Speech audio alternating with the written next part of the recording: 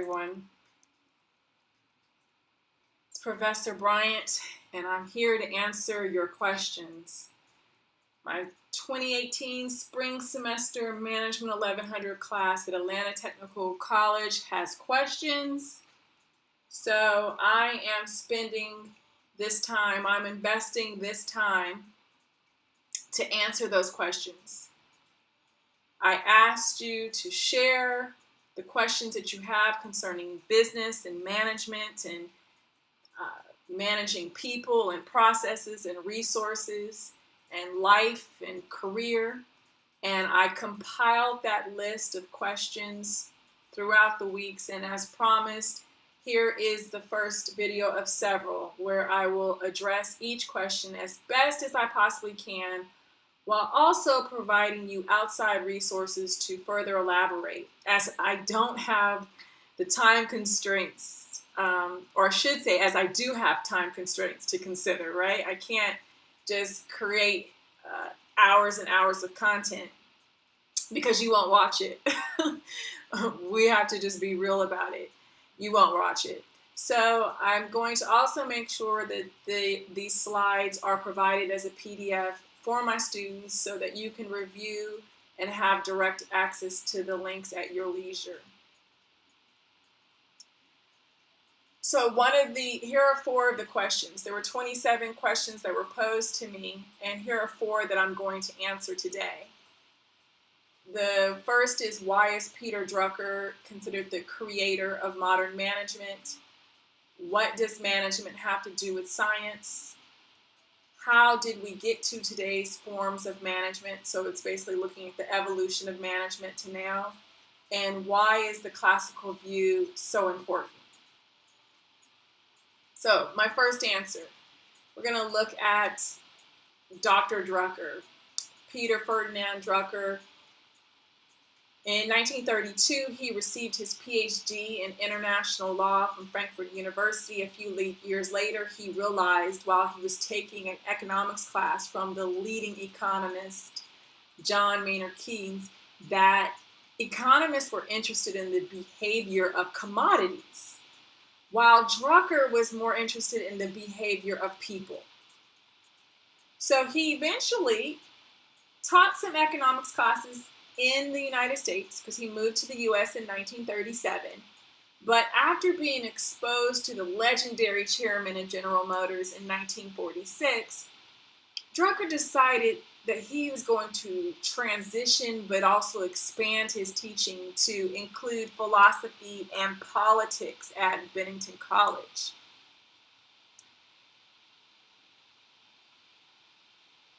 Now, by 1950, Dr. Drucker joined NYU as a professor in management. He also began a formal consulting practice where he had his clients, which included IBM, Sears, and numerous others. In 1954, he published his first book, The Practice of Management, which is considered the first book to organize the art and science of running an organization. And the information that he shared in the book provided an integrated platform of knowledge for business leaders and academics. You can see this quote from Dr. Drucker where he says, "Performing responsible management is the alternative to tyranny and our only protection against it." Such an amazing mind. Dr. Drucker's book was the first book to bring together all of the pieces of business from finance to HR, and the previous books that you found in business were only focused on the individual pieces of the pizza, right? That's how I would look at it. Drucker put all of the pieces together to show you what the entire pizza looks like. He's quoted as saying that it's like talking about anatomy, but you're only talking about the elbow, but not the arm or the rest of the skeleton that the elbow is connected to. You must speak of the entire body, and you can zoom in on the individual pieces that make up the body. Now that's my interpretation. That's my translation of his quote. So it's not a direct quote, but that's the gist of his quote.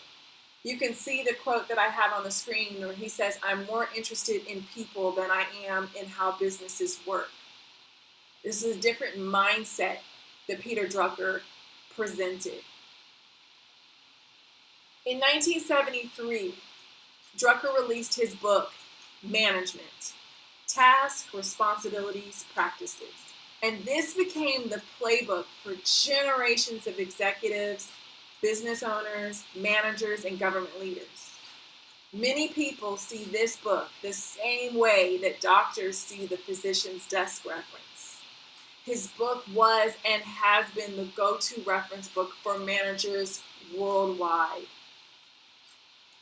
I love this quote from Dr. Drucker where he says, "Entrepreneurship is neither a science nor an art. It is a practice." It is a practice. Dr. Drucker has published, and he's contributed so much knowledge and wisdom, making positive deposits into the world. That's how I look at him. You can read of his awards and accomplishments by searching through the Drucker Institute's website. Here's another quote that I love.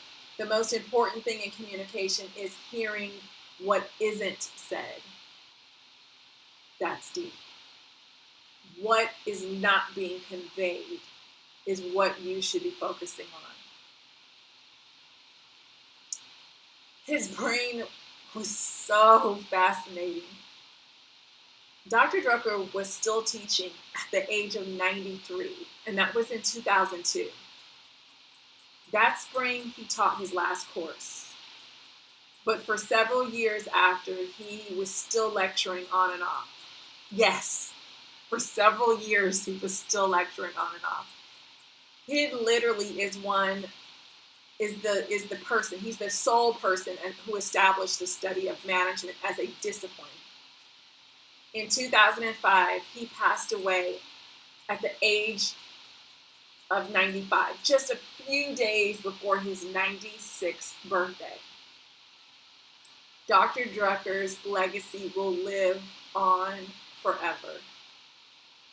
Here is this amazing quote about marketing that I wanted to share. He said, "The aim of marketing is to know and understand the customer so well the product or service fits him and sells itself."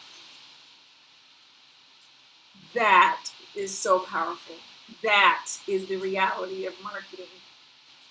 And it's one of the reasons why when I got my MBA, my focus was on marketing. I spent extra time in school on marketing.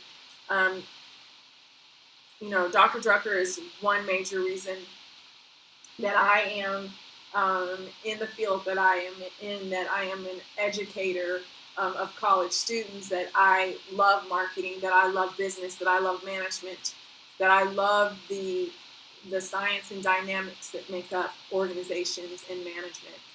And so I love that this question was posed to me. So, did I answer your question to your satisfaction, to that student who posed this to me? To learn more about Dr. Drucker, please visit the Drucker Institute, and here is the link that I've shared. Now, moving right along, next question. What does management have to do with science? That's a very good question. Here's my answer. In 1911, the turn-of-the-century industrial engineer Frederick Winslow Taylor published his magnum opus, which is the Principles of Scientific Management. And this book laid out his ground rules for efficient industrial organizations. His book is now a classic of managerial literature. His ideas have helped to shape companies around and across the industrial spectrum and define the task of management for generations of managers. He applied engineering principles to the work done on the factory floor. And it was instrumental in the creation and development of the branch of engineering that is now known as industrial engineering. He was the person who introduced the idea of time and motion studies. He was the first of management consultants. I mean, because of Frederick Winslow Taylor, I am a management consultant and I teach management. He literally helped to launch this practice that I so proudly embrace. So, he's the father of management science. Henry Ford, the founder and CEO of Ford Motor Company, was so intrigued by Taylor that he requested his assistance with operations at Ford. I've shared a link to a 7-minute video that captures and highlights how Taylor helped to improve production at Ford Motor Company. You have to watch this video. It's very, very compelling, and you get to really see the processes in which automobile production was literally transformed, not just at Ford Motor Company, but through automobile production companies all over because of Taylor. Now, here are two other giants that you cannot leave out when you talk about management science. Frank and Lillian Gilbreth. Now, they followed the pioneering work in time and motion studies that Frederick Taylor initially started. And they also developed the study of workplace psychology. So they combined two main streams of management thinking. And Frank, he was already active in this field about 36 years before he met and married Lillian. He used to be a bricklayer, and he closely observed the ways that different men performed the task, and he came to the conclusion that about some more efficient ways. In one case that he followed, he increased the rate of laying bricks from 1,000 a day to 2,700 a day. That's an extra 1,700 bricks that are laid a day based on his efficiency model.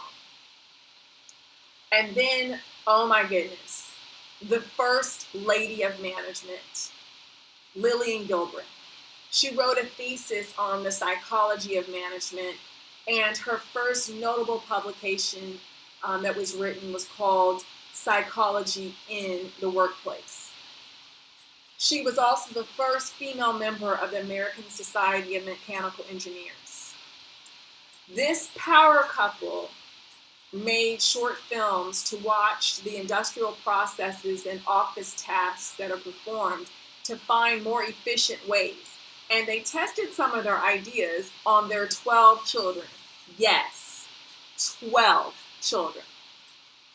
I've shared right here a link to a YouTube video of one of their original films. Please watch it so you can see how they studied processes and tasks for efficiency and effectiveness. Another link that you see on the screen is an article by Slate, and it is highlighting and celebrating the woman who invented the kitchen, even though she never cooked and was known to not be a cook or a good cook at all. I mean, Lillian was a mechanical engineer, not a domestic engineer. However, she saw household labor as labor still. To her, it was labor. And because of that mindset, she developed efficiencies that were tied to household work.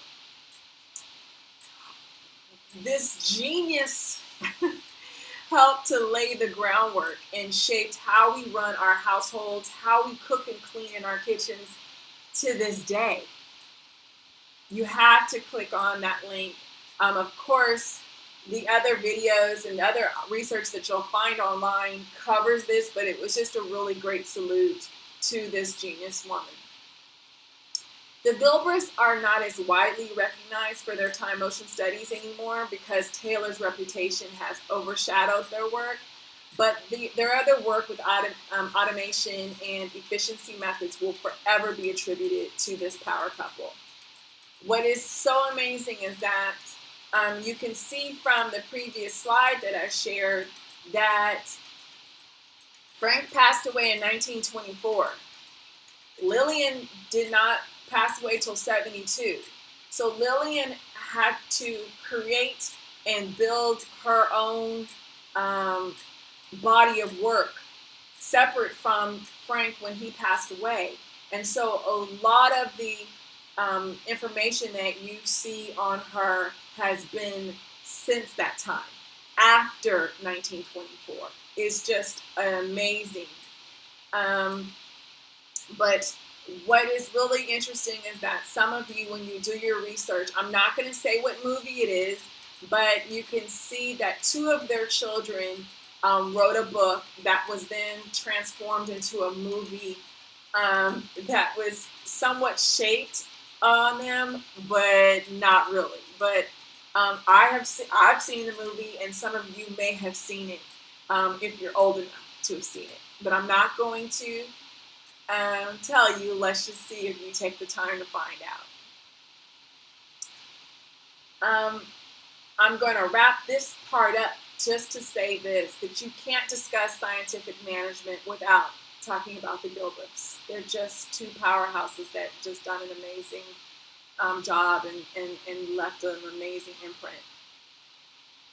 So there are 4 steps that Frederick Taylor and the Gilbreths utilized to make up what we call scientific management to this day. This is something that I also shared in our Chapter 2 lecture video, if you're in my class, if you recall. And that's evaluating the task by scientifically studying each part of the task, carefully selecting workers with the right abilities for the task, giving them the training and incentives to do the task with the proper work methods, and then using scientific principles to plan the work methods and ease the way for workers to do their jobs. In business, we use a great number of scientific approaches to managing people, processes, and resources. The earliest studies of business and management have all been led with scientific approaches. Problem solving and decision making have scientific approaches interwoven into how we examine, address, and solve problems, and the steps that we take to make decisions. Many see management as a combination of science and art, where science is the knowledge and art is the application of the skills we possess and the knowledge we acquire. Some argue that the more science and technology reshape the very essence of business, the less useful the concept of management itself as a science seems to be. Others would argue that management may indeed be a science, but not the science that most managers think. Since many managers are confusing the traditional view of science that was focused on analysis, prediction, and control, which contradicts and conflicts with the new wave of science that's embracing the complexities and chaos of all organizations and structures, both human and non-human. Today's scientists are focused on defining complex systems. Well, isn't that exactly what business is? A constantly changing, very complex system. So, did I answer your question fully and satisfactorily? Did I accomplish the task? I hope so. Here are some links to more sources on scientific management, the amazing Frederick Winslow Taylor, and the powerhouse couple, Frank and Lillian Gilbreth.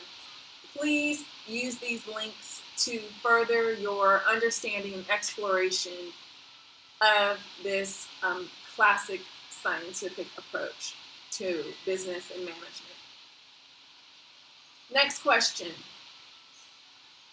How did we get to today's forms of management? How did we evolve to what we're currently using today? Here's my answer. This link right here provides you with a very informative video that's provided by McGraw-Hill, which is also the publisher of the textbook that we use in my Management 1100 class.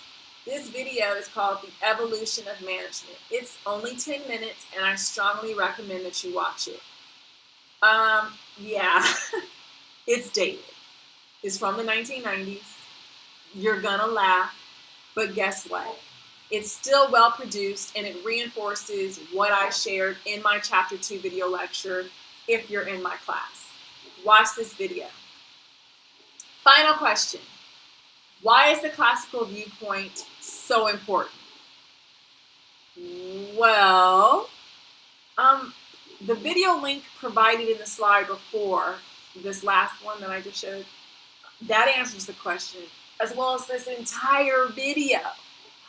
But I'm going to go ahead and break it down for you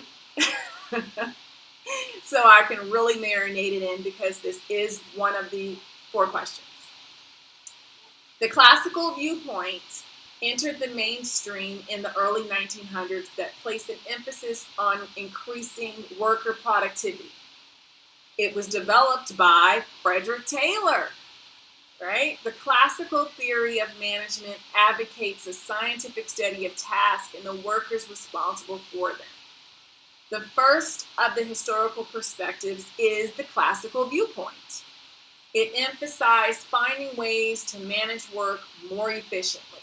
There were 2 branches. The scientific management emphasized the scientific study of work methods to improve productivity by individual workers. And Taylor offered 4 principles of science that could be applied to management. Then Frank and Lillian Gilbreth stepped in, and they refined motion studies that broke job tasks into physical motions. Then we have the second perspective, which is the administrative management. And that was concerned with managing the total organization.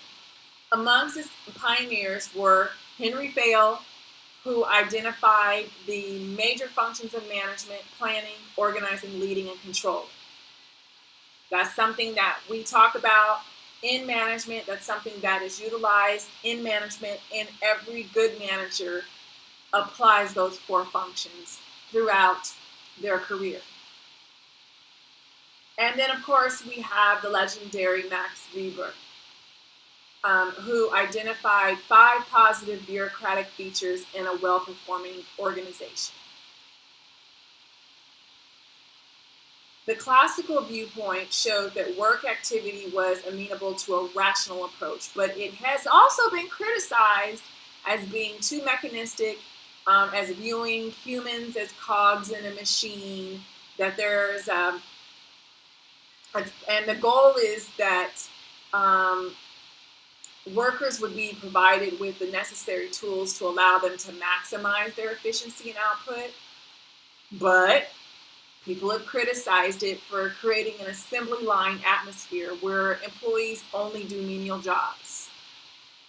Although many have shunned this viewpoint, it can be applied to companies that have repetitive tasks, such as factories. There are 4 main principles of the classical viewpoint, which these are the basis of scientific management. The first is that company leadership should develop a standard method for doing each job using scientific management. Workers should be selected for a job based on their skills and abilities. Work should be planned to eliminate interruptions, and wage incentives should be offered to encourage increased output. So, did I answer your question fully and to your satisfaction? Well, if you need more information on the classical viewpoint, here's a great link that was provided by Villanova University that I found online that I think would also benefit you.